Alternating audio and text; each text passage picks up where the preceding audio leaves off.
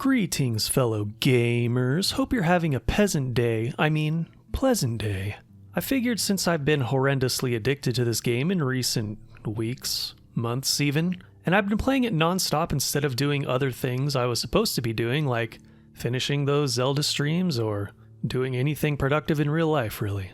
I figured I should make some sort of video about it, so here we are.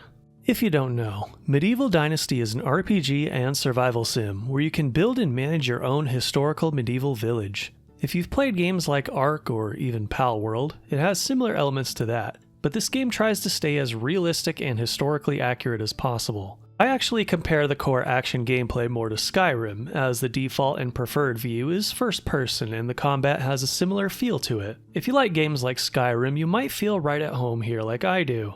It's pretty much become my go-to quote-unquote cozy game, I guess. Now, I want to say something important before getting into the meat of this video.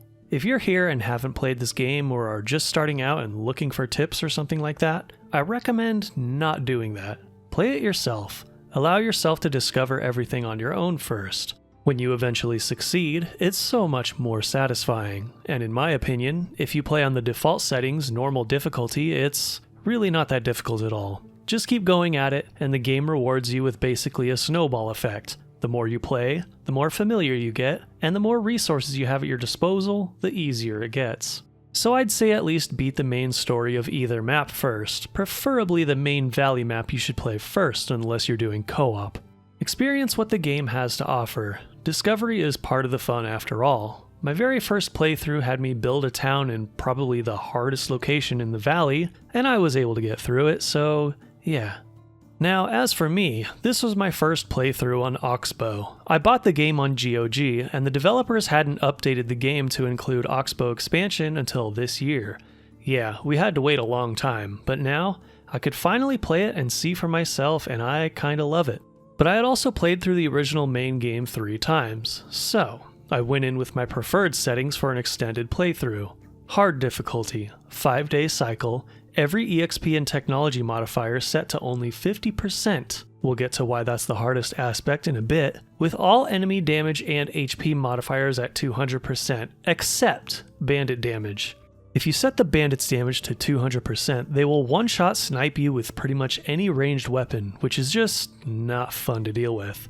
And it gets hard enough to take them out with their HP at 200% anyway. Now, one way I balance this out is by making the other side of the game that's quite easy much more difficult. By setting the tax rate to 400%. I love taxes so much, oh my god. Now, this sounds like it will be a major burden, and very early in the game, it was. When you're first starting out, you build one house and your taxes are over like 200 coins per year already. Since your taxes are based on how many structures you've built, you have to be really conservative in the early stages because even if you hire some villagers to do some of the work to supplement your income, the early jobs they can do are not very profitable.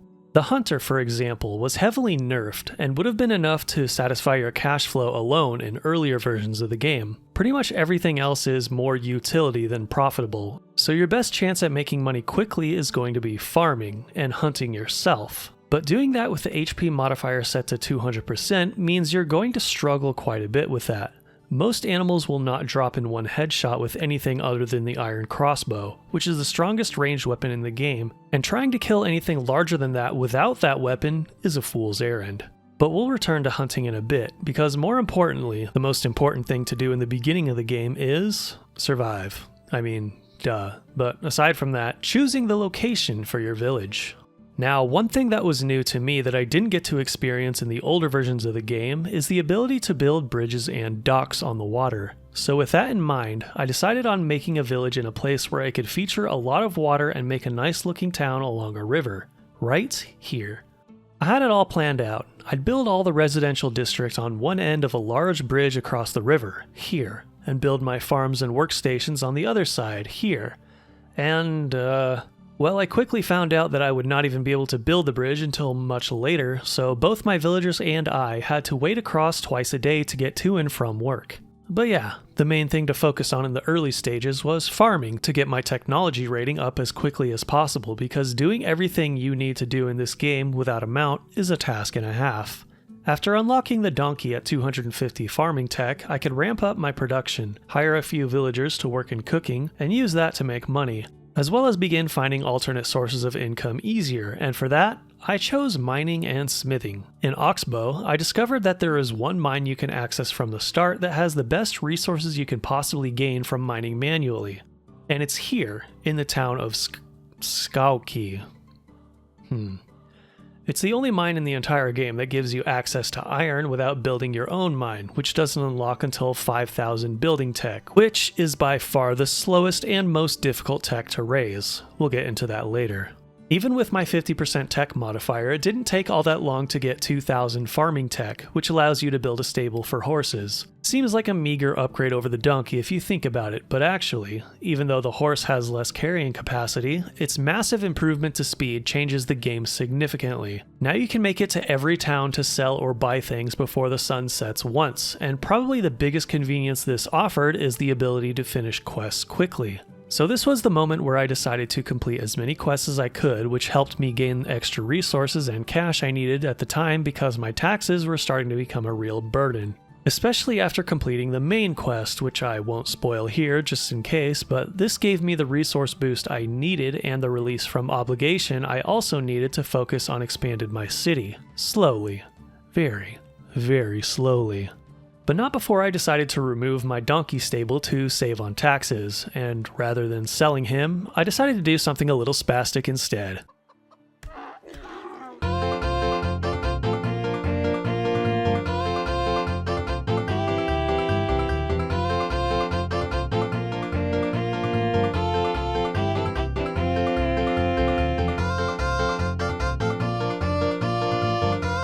Mission complete! But before we move on to my city expansion, there's one more aspect I haven't gone into yet, and it's kind of an important one, but like I usually did in my original playthroughs, I tend to put this part off as much as I can because reasons.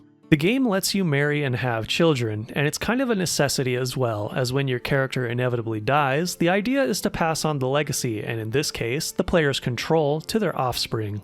I always like to finish the main questline first, that's just me.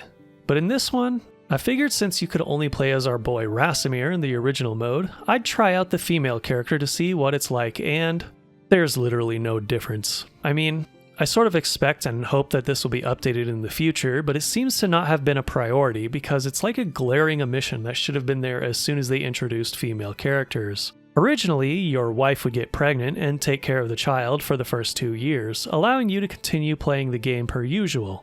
But when you play as the female character, you get no differences. In fact, your husband will get the quote-unquote pregnant status, relabeled as father status, while you're supposed to be pregnant, can continue doing anything per usual. Like, I thought maybe they would have some sort of interesting debuff you'd have to deal with during those 9 months. At least. But no. Then once the baby is born, daddy takes care of them for 2 years instead, which is like, okay, makes sense in order to allow you to keep playing the game, right? Still, the experience was honestly kind of a letdown, not gonna lie. But I gotta admit, it led to some funny jokes on stream. Maybe he's a seahorse, we were the guy all along. Well, I guess so. I guess we're the futanari and the husband's the cunt boy. That's just how this game works, apparently. Anyway, now that I got that part out of the way, I finished up all the remaining side quests I had, which was a lot. Now, I've completed all the story and side content. Now what? I've technically beaten the game already, but due to my 50% modifiers, I'm still only in the 1,000 plus building tech range, and haven't maxed out any of the other tech trees either. I still have no bridge to connect my village, so it's time to just keep grinding, I guess. This is the point where I stopped streaming the game because I knew it would be boring as hell. I did discover a few new things while streaming though. The important one being that mining increases building tech at a rate that was good enough to get me to 5,000 in a slightly more reasonable time, so I would exhaust every mine I had found on the map per season, which totaled 4, and there are probably more than that, but if so, they're probably too far from my village anyway. Mining and smithing was also one of the best ways to generate cash while still developing my town. While my production tech level was also still low, those iron ore I could get at the mine I mentioned earlier turned into some nice cash after smelting them. But eventually, I would want to stockpile them instead because I was getting close to 5,000 production long before being able to build my own mine. I also maxed out my farming tech tree at 10,000 before getting my building tech to a measly 2,500. At this point, I no longer had to worry about money because I was raking it in like no tomorrow, with one of my biggest moneymakers shifting to producing clothing, and shifting my food production to serve me in the form of temporary buffs because the higher tier food is great at giving you extremely significant advantages, especially the multigrain bread you unlock at 1500 production, which became a staple as soon as I unlocked it. The multigrain bread has a buff that reduces your stamina consumption by 60% for 1,000 seconds. I cannot understate how useful it is. It's game-changing. When you get to this point in the game, you should keep a steady production of these things going at all times. Having stamina consumption reduction means you will be able to hunt extremely efficiently, and once you unlock the ability to make iron crossbows and bolts on your own, this means you are pretty much prepped to hunt anything. Wolves and boars become child's play, moose go down in 2 shots, and bears and wisent become your prey rather than predators. For the most part. Remember, we're playing at 200% HP and damage for wild animals still. But what about the herbalist hut? I still had not built a herbalist hut due to the tax burden each building created, especially workstations. So I had been getting by using the plantain herbs and random apples I would find scattered around for healing, and occasionally the vegetable soup, which is another important food to produce for both money making or using to get that reduced thirst bonus that lets you keep working for much longer than normal without having to take a drink break. So yeah, this was the part of the game where I pretty much do the same mundane tasks every season. Sell stuff, do quest board stuff, mine everything, hunt if I need to, usually to get more leather, and then make stuff until the season ends, rinse and repeat. And I love it. Well, maybe more like I was actually addicted to this gameplay loop because I was admittedly playing this game instead of doing all the other things I was supposed to do, such as my Zelda stuff that I had planned. I'm in danger! Anyway, I finally get to 2500 building tech and my villagers no longer have to wade through frigid waters to get to work. Not that it affected them in any way whatsoever, but still, it at least looks less ridiculous. One thing I don't like about the bridge and pier system is that it's very blocky. My other plan was to make this whole little bend around the river where my houses are, surrounded by a boardwalk, but I didn't know if it was going to look decent at all. I was afraid to try and be disappointed. It also cost a buttload of wood. Hey, phrasing! By this point, I had started making so much money that it was no longer a concern. I expanded my houses, gave myself the larger house, finally built the herbalist hut, reached 10,000 production and built the tavern in the middle of the residential district. Finally reached 5,000 building and survival, which meant survival was maxed. Not that it mattered all that much, but the 5k building meant I could make my own mine and get a steady supply of iron without having to lift a finger. So that means ditching my bronze production completely to replace with iron. So I made like 6,000 bronze shears for my market stall to sell over time, and holy shit, it took forever to get rid of them all. I had to sell some myself to the vendors every season too, which means I just got backed up on my other sale items instead, like clothing and seeds. I had over 40,000 rye seeds at the time because reasons. Speaking of which, I changed the way I do farming too, only doing flax and rye as my main crops, with everything else on an as-needed basis. Since I was at 10,000 production, I could now make the fish tart, which is probably the best food item in the game. 80% stamina reduction, 80% hunger reduction, and a small 10 max HP boost for 1200 seconds. Now I had my production line set to make these on the regular so I always have some to eat. Stamina is no longer a concern.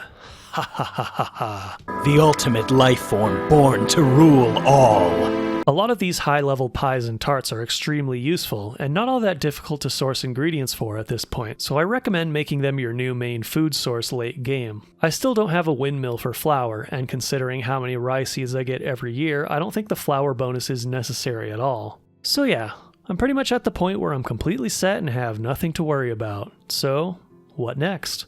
Time to start decorating. I forgot that the main quest gave me this sculpture pillar thing that increases my workers' skill levels a bit faster as they work that looks like a giant penis from a distance, so I put that here at the center of the work zone. Then I finally started putting fences around my farm so it looked a bit less weird, and put a stone wall along the river because, I don't know, flood control I guess, and it kinda looks cool. I also wanted to create a sort of main street that leads to my town from one of the main roads, so I got this 2-lane road thing going all the way north, lined with some very nice cherry blossoms. Looks amazing in the spring and gives me a lot of cherries in the summer for the most lucrative wine in the game. I had to move my market stall, so I made this little market loop along the main street. Also, my daughter started to grow up, and she looks like a future serial killer.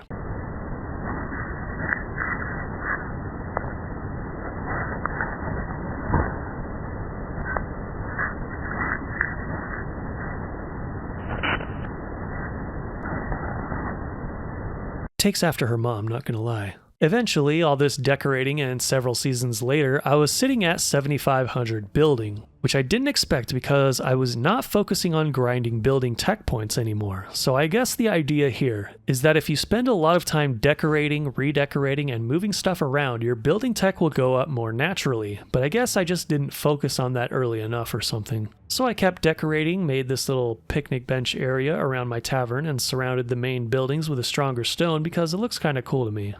Not long after this, I finally hit level 10 hunting thanks to constantly setting traps, which was the last skill I had to max out. Once you max out your skills, I recommend using a potion of possibilities and redoing your perks so you can get better results. Get rid of as many of the increases EXP bonuses as you can. Respec your hunting to give you better combat bonuses. There still seemed to be a glitch where you can increase your mount's carry capacity by using the mount carry weight perk multiple times after each potion. Figure this would have been fixed a long time ago, but I guess one of the recent updates fixed it because using the potion a second time reset it back to normal. Speaking of which, I started to breed horses at some point during all this, and I ended up getting some interesting ones, like this golden mare and a deep black stallion with a white mark on its head. Pretty cool. I wonder how many variants there are. Yay! Next, I decided to expand my marketplace by adding another loop on the other side of the main road. I also added some buildings to begin to make it look more natural, as well as add some functionality, with one half being entirely based around clothing production and sale, and the other half being pretty much anything else, with another tavern and kitchen to make it a sort of traveler's hotspot. If only travelers actually existed in-game and would walk around the map and visit your town. That would be cool. Oh, and I also built the builder's hut here, which allows you to assign villagers to repair your buildings for you so you don't have to do it every season, but for some reason, when I built it, the villager wouldn't repair anything. I don't know why. I also had to rearrange some of my other workstations, which was kind of annoying, but I wanted to add yet another seamster next to my first one to start up a massive production line that can automatically create what I need out of the overflow of materials I have without having to do it myself. From here on out, I continued to decorate my village, mainly the residential district, and I inevitably got myself to 10k building tech, which happened on stream while we watched the Nintendo Partner Direct. Funny that. So now, I have everything unlocked, and it's time to stop wasting time doing quests because my town was still far from finished at this point. I stopped taking on hunting quests unless it was boars specifically because these drop a decent amount of leather, which I need. I don't know what the required dynasty reputation points are for the largest village size, but people are still willing to move in, so I must be doing okay. It's starting to get pretty crowded here though. While decorating, I actually ran out of wood for the first time. The main culprits being all the fencing for each house, and the piers I started making surrounding each house on the riverbank. These things cost a massive amount to make, so I was almost tempted to build a second woodshed. The only problem was that I didn't have enough extractor villagers to do it at the time, so I just set my log production to 100% and relied on firewood reserves to hold people over for the time being. But then when I have enough to continue building, I keep getting distracted by my villagers' production lines not being able to keep up properly. It's a bit of a task to get everything flowing without manual input, and they keep eating all my pies, just saying. You can turn off consumption in the resources tab, but I make so many of them they would all go bad otherwise. Oh well. Around this point is where I first discovered you can manually adjust the height of bridges and piers. Not gonna lie, I was a bit salty. On keyboard and mouse, click the scroll wheel while building a bridge, and it will let you adjust height instead of rotation in case you don't know. Then I decided to move my farm buildings around a bit, specifically my animal houses, and shortly after I did this, Sparkle Pony finally died of old age. Rest in peace.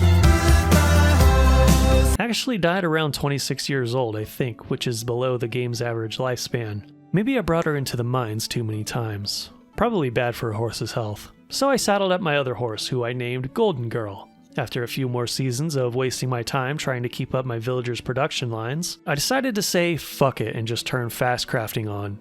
Usually I would only use this in one scenario per season, when I have a large amount of a single item to produce at the end of the season, because since the game came out, they still allow you to use a little exploit that extends the length of a season as long as your character is in a producing animation. But by this point, turning these cheats on didn't matter anymore. I had beaten the game and had a passive income so high that money was no longer an object for me.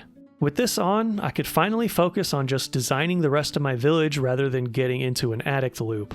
And then I just said fuck it again and turned on infinite carry weight as well because it got really annoying lugging things back and forth.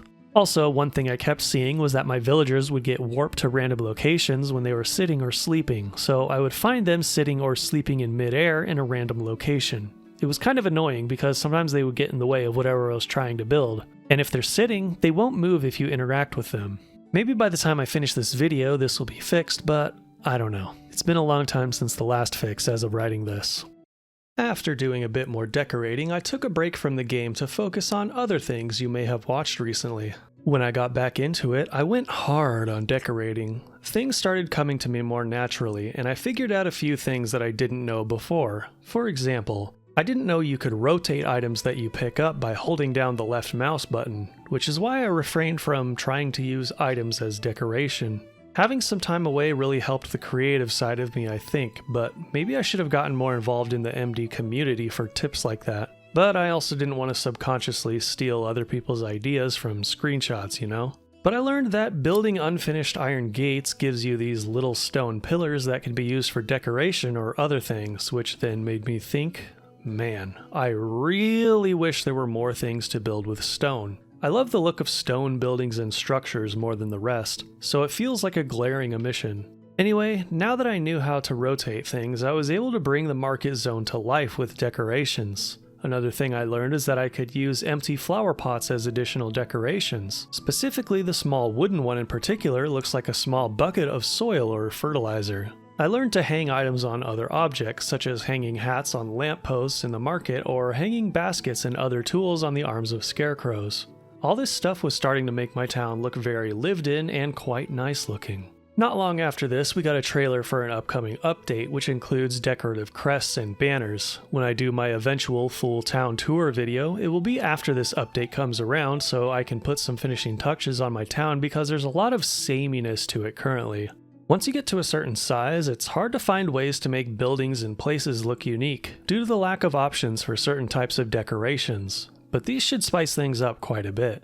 Oh yeah, there's one thing I forgot to mention about this particular location I built my town that was really annoying. So, every now and then certain NPCs will appear on the map to act as a random event, such as a fisherman who lost his fishing spear to a giant fish, or so he claims. Or the teenage girl picking tons of nightshade to poison her ex or something. They're just meant to give you a little reputation bonus if you give them what they want. But there's one in particular called the Coward, who always spawns right on the little ruined farmstead here right next to my village. Unlike the others, he also spawns with 2 wolves, who are chasing him onto the building where he's hiding. Wolves are the most annoying animal in the game to deal with. They run faster than everything else and are harder to spot before they can spot you, most of the time. And normally, if you build around animal territory, these animals will permanently leave the next season. However, this Coward event and these 2 wolves will spawn at this place regardless, so yeah, if I built just a bit further north, I could have had wolves spawning inside my village every now and then. But as is, they were also close enough to spot me as I did my farming, so they would jump scare attack me out of nowhere while I harvested my crops, and it was really fucking annoying, just saying. Keep that in mind if you decide to build in this location, because there's no way to demolish those ruins. Or any ruined building on the map currently. Oh, and this random event sucks otherwise as well because the only way to get reputation points from the Coward is to give him a bottle of mead. Killing the wolves that he's cowarding from does nothing. He also spawns in with a dead pig that you can skin for a boost in resources though. That's the biggest positive of it, I guess. Honestly, I think it would be even cooler if instead of demolishing those buildings, you could restore them, allowing you to have a special, unique variant of whatever building it is that gives a production bonus to your villagers working in it, at the downside of not being able to decide where to build it. Would be a cool optional thing. So yeah, that's what my little town that you may have seen in my streams is becoming. Pretty nice, eh? I guess. I will have another video later on once that new update drops, and I can showcase my town in all its glory. There are a lot of things I wish would exist to improve this game, especially when it comes to giving your towns and buildings a little bit of variety. Houses definitely need more variance, for example, and I wish that farms and orchards were not restricted to the map's grid so you could actually place them where you want, but this is apparently not possible in the game's engine, unfortunately. Or maybe make a wide log, plank, or stone planter for individual fruit trees. And why not add even more varieties of trees in general, even some plantable ones that are just for decoration? Anyway, I could go on and on about this, especially if they decide to use what they've made here and make a follow-up game with similar mechanics in a fantasy setting, which could make a game with much more potential for creativity and more activities. If you guys want, I can also do a little village showcase of all my older villages I've built in the Valley map, plus this one, if the save files will still load in this newest version. Not only that, I want to do another playthrough on stream because I can't get enough of this game. I plan on building in the northeast, you know, the place furthest away from civilization, with a 1000% tax modifier. It's gonna be a doozy. I may also open it up to co-op if anyone is interested. Let me know in the comments. I couldn't get it to work before, but I learned it's because I'm a boomer and refuse to use GOG Galaxy. Obviously, can't just simply use a DRM-free offline installer game to play multiplayer in a cross-platform setting. Oh yeah, in case you don't know, that means I can play with anyone who has the game on Steam, Epic Game Store, Xbox Series X, or PS5. I believe the Xbox One and PS4 versions don't have the multiplayer map on them. Anyway, if you are interested in doing that, feel free to drop in my Discord in the description. Feel free to subscribe for more random videos, including my monthly RNG series, where I whine about random news of gaming and show a bunch of new indie games that have come out in the past month or two. Or my top 10s, such as my recent top 10 favorite moments in The Legend of Zelda. Drop a like on this video if you liked it, or a dislike if you're mad that I made you work in the pigsty. Follow me on the X Twitter if you want to watch me post nothing, join my Discord to call me a filthy medieval peasant, or catch my content on Rumble or Odyssey. And as always, have high standards, low expectations.